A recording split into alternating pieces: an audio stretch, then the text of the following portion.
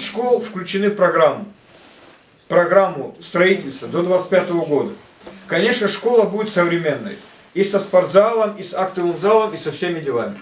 Но извините меня, но у меня не получается. У нас нет таких денег, чтобы построить школу. Чтобы построить школу на 100 детей, как минимум нужно 150 миллионов рублей. 120-150 миллионов рублей. У нас бюджет дотационный. У нас бюджет, вы в газете можете ознакомиться, Кюринский, Хреничи газета, известия. На сайте бюджет есть. 750 миллионов бюджет. 90% это все социально защищенные статьи. Зарплата, налоги, оплата, ну и так далее, и так далее. Остается 5-10 миллионов рублей. 60 тысяч населения проживает в районе. Что мы можем делать? Ну ничего мы не можем делать. По поводу школы я хочу сказать. Конечно, но благодаря сбору налогов, это тоже наше население участвовало. Мы собрали в прошлом году на 18 миллионов больше, чем позапрошлом году. Эти собранные деньги нам позволили решить определенные проблемы района. Определенные проблемы района. Мы знаем, что дорога очень плохая. Да, знаем. Ну, гравировали. Ну, видите, как только сель или дождь, гравий смывается. Но я вас тоже прошу, посмотрите, мы сейчас поднимали сюда. Я в прошлый раз, когда при встрече с вами говорил, освободите дорогу. Вы же с самозахватами заняли же дорогу. Там невозможно, две машины не могут проехать. Ну назад отодвиньте, уважаемые люди. Отодвиньте назад, сделаем хорошую широкую дорогу. Поставим лотки, чтобы этот дождь, это все проходило. Там невозможно это сделать. Вы же сами понимаете, мы сами себе это делаем проблему. Мы знаем, что и дворец культуры у вас в плачевном состоянии. Мы знаем, что и садика здесь нет. Мы все эти проблемы знаем. Поэтому мы выбрали именно это село, где много проблем, где много возможность использовать потенциал нашей молодежи мы хотим. Чтобы они докричались до структур. Со своей стороны мы свои муниципальные полномочия исполняем. Поручения и рекомендации правительства исполняем.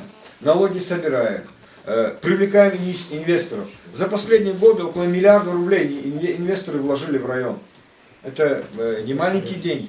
Немногие районы этим могут похвастаться. Я вам серьезно говорю.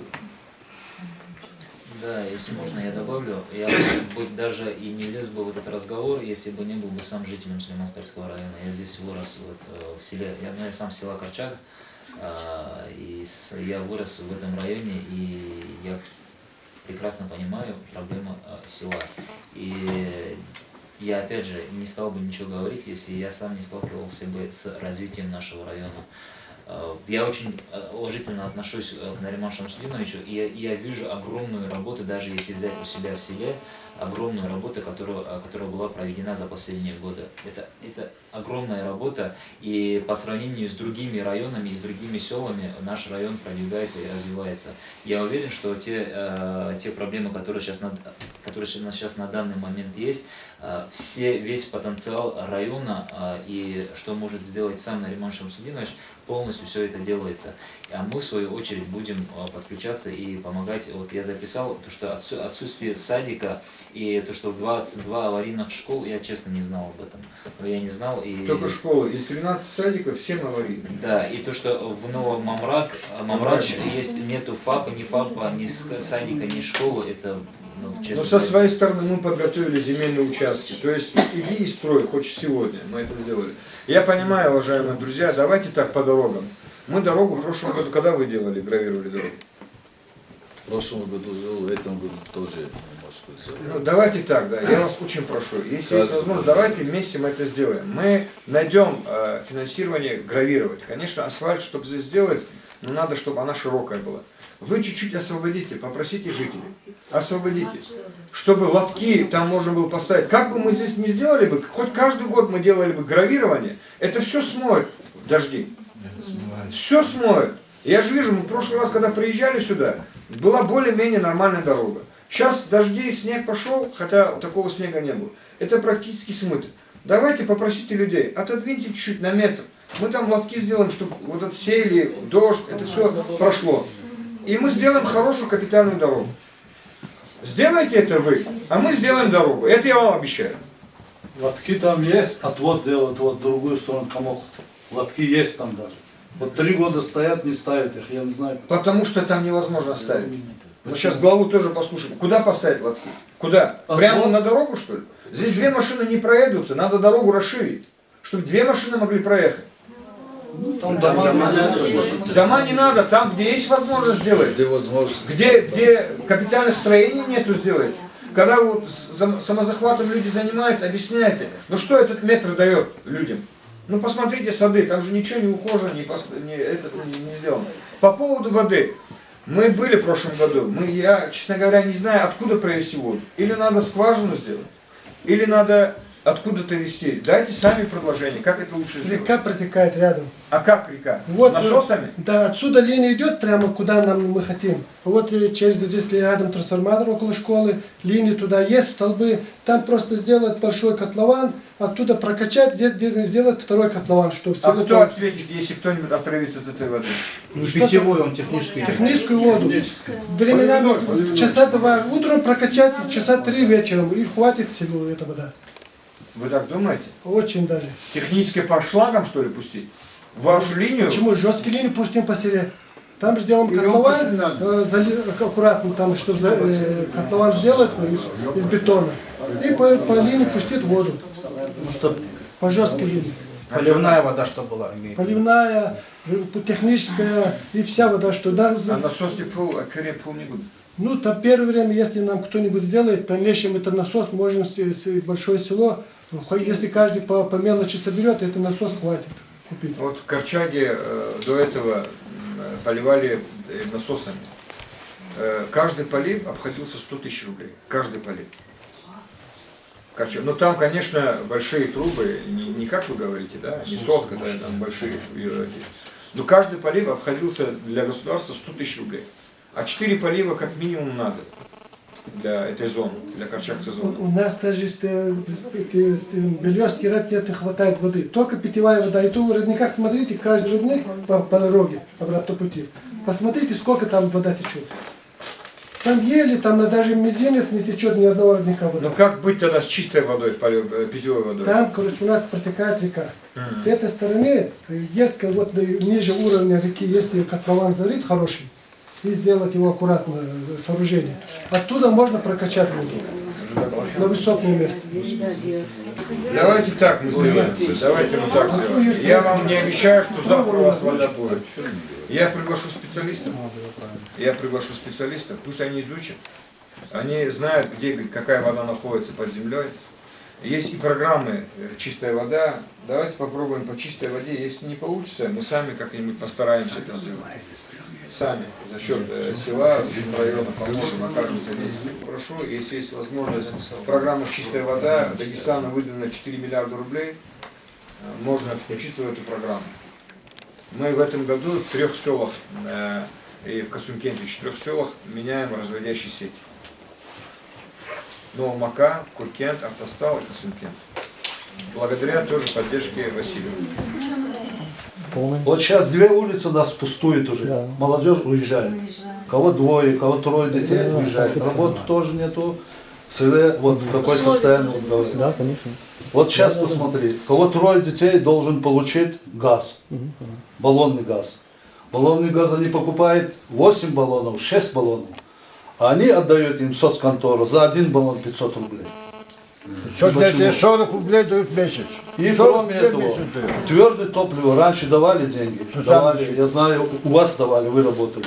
Сейчас не дает.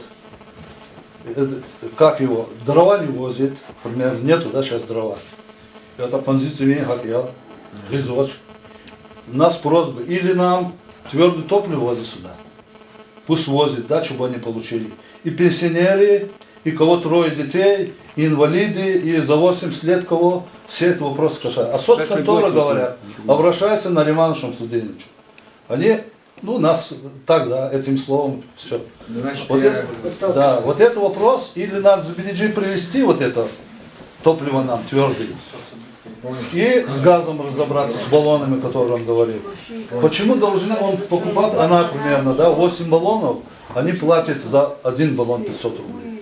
Сетовой линии, вот это сетовая линия вся, да, 68-го года. Все знают, 68-го года. Сейчас вот любой монтер, вот с вами есть также ваш монтер, нашего администрации, который. У нас 220 нету. У всех холодильники, у кого там морозильники есть, у кого телевизоры, все у нас стоят на А выпрямителе. трансформаторы не поставили? Трансформаторы есть, и нос В проводов. прошлом году другой надо было, но еще дополнительно не поставили? Я вот сейчас по свету отвечу. Вот у нас какая ситуация в районе? Нам не только это село, практически все село в таком положении. Чтобы поменять все линии электрического хозяйства, все линии в районе, нужно около миллиарда рублей. Миллиард рублей, около миллиарда рублей. Позапрошлом году по поручению главы республики Владимира Абдулевича в двух селах, Ашакасталь-Казмаляр и Гирихановская, поменяли 17 километров сечения, современные линии поменяли. 27 новых трансформаторов поставили вместо старых. Вот на это ушли огромные деньги, только на это. Это только в двух селах. Вы представляете, полностью по району. В 60-х, 70-х годах вообще в районе ничего не делали по электрическому хозяйству. Хотя мы исправно платим за свет, за газ. Ну, газ вас не касается, да, за свет. Ничего не делали. Но сейчас ситуация потихоньку меняется. Потихоньку делается. Не только у нас в этом селе такая ситуация, но по всем этим районам. Будем решать.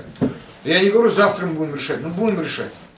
Если нужен трансформатор поставить вам, чтобы усилить, где-то что-то потери меньше было, мы это сделаем. Вот мы обращались к главе республики. Поменяли 27 или 28 трансформаторов, поменяли свыше 400 столбов здесь в районе.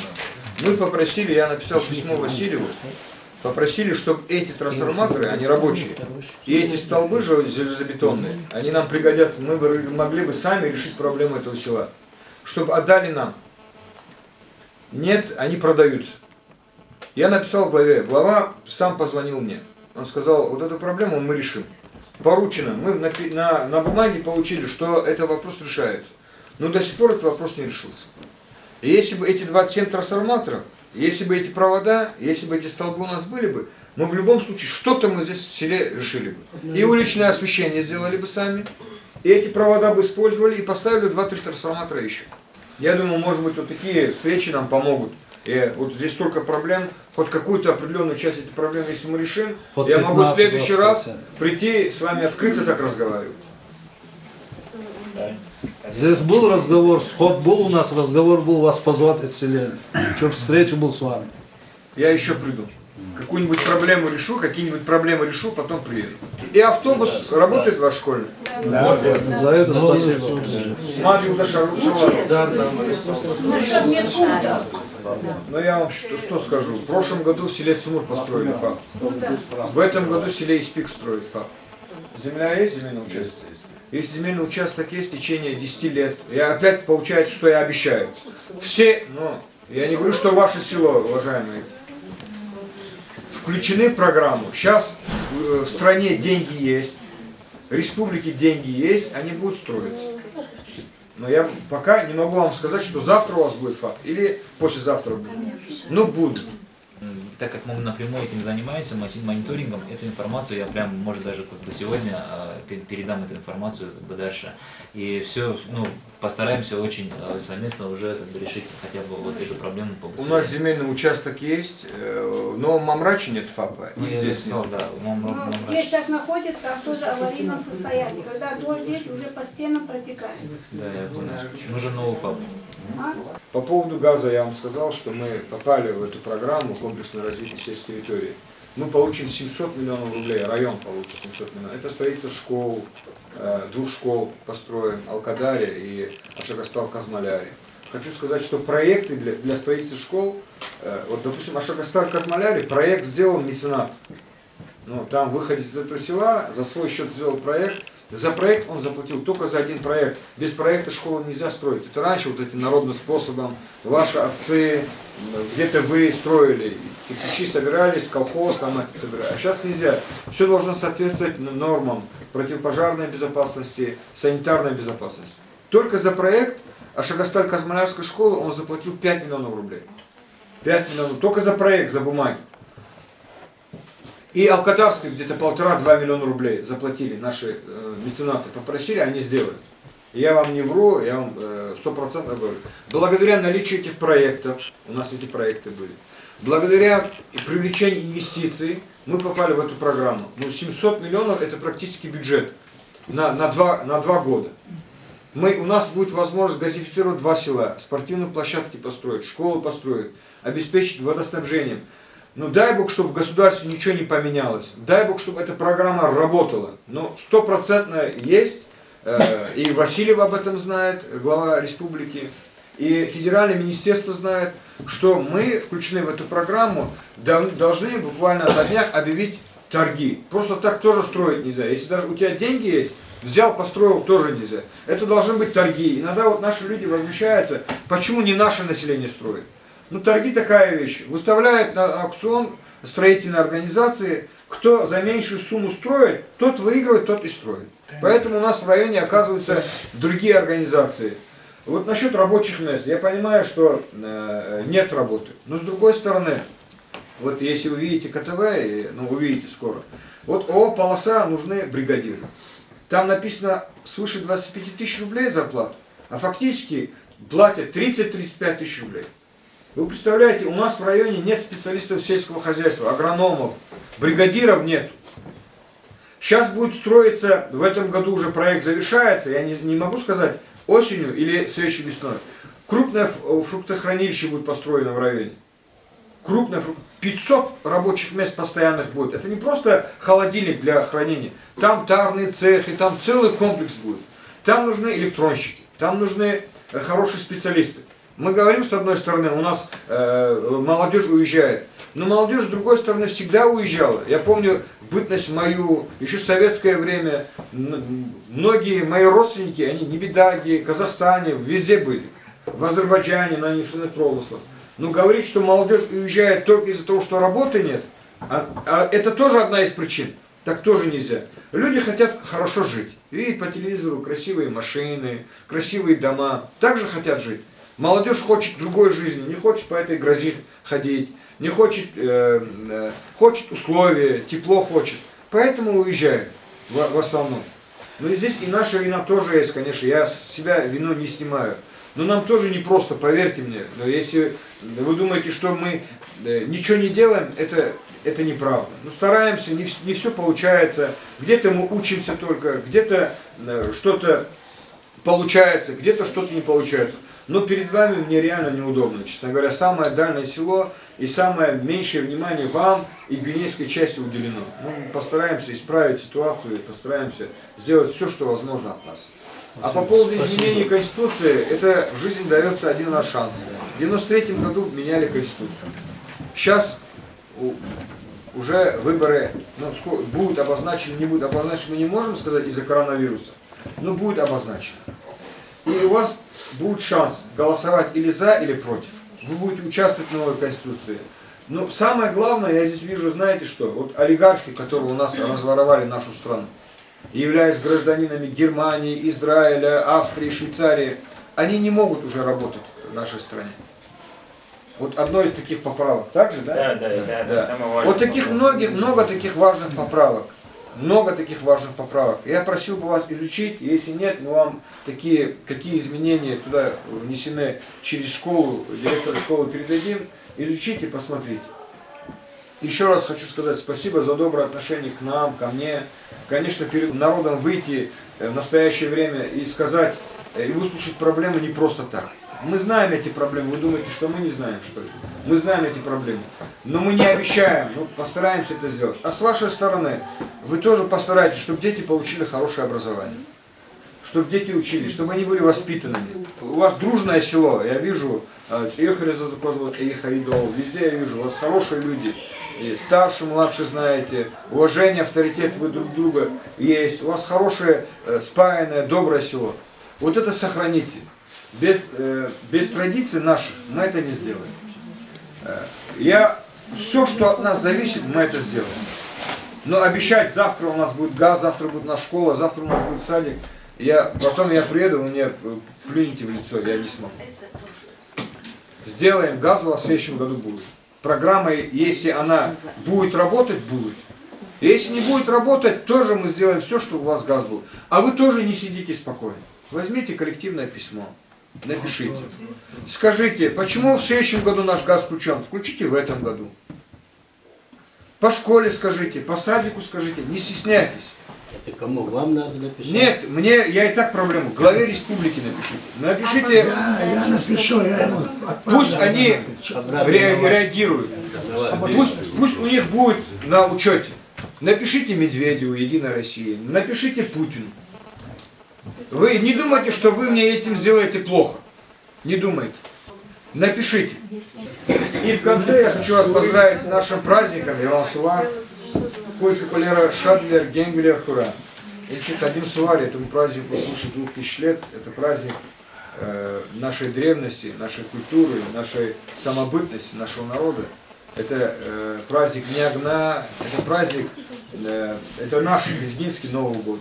Вот с этого 21 апреля люди начинают работать в хозяйствах, люди начинают сеять, сажать, растить. Дай Бог, чтобы вы только по добру собирались, дай Бог, чтобы вы, каждый дом села Тахцу радовалась жизни. Спасибо.